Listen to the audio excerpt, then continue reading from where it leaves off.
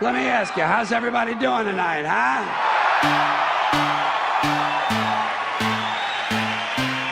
Good, well, fuck you.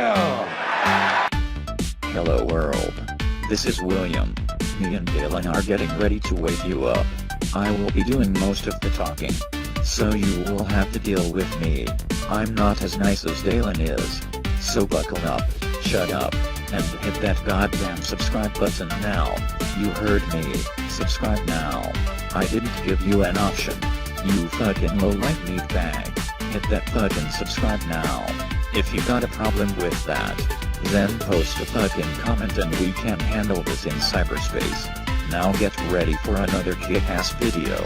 And blaze that shit up.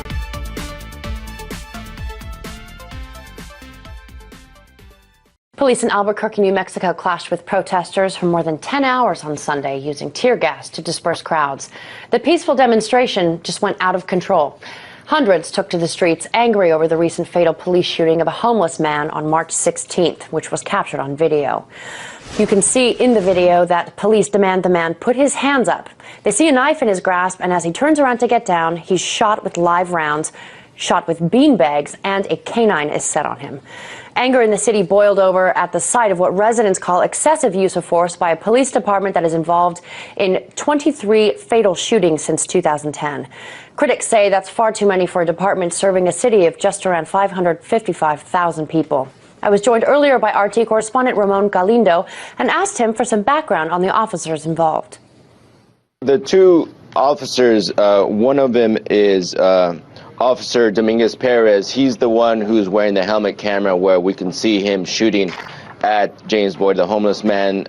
He's an Iraq War veteran, was injured in the war and received a Purple Heart. He's been with the department for about 8 years. He's on administrative leave right now. The other officer involved, Keith Sandy. Now, he has more of an up and down record as a law enforcement officer. Back in 2007, he was working for the state police there in New Mexico and was actually fired for allegations of fraud. Now, he was able to get hired by the Albuquerque Police Department shortly after that. And he has had some high-profile arrests during his career there, but obviously this latest shooting of homeless man James Boyd has once again put him in a very controversial spotlight. How much is the excessive use of force of the Albuquerque PD costing the taxpayers there?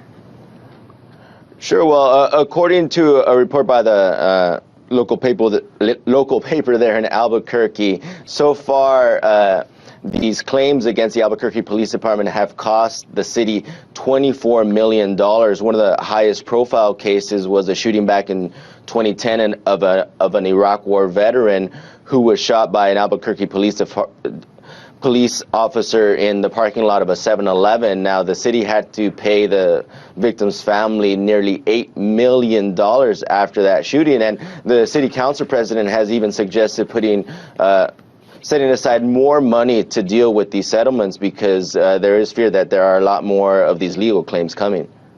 Well, yeah, this department has been under quite a bit of federal investigation over its actions in recent years. What sort of future actions by the community are being planned at this point?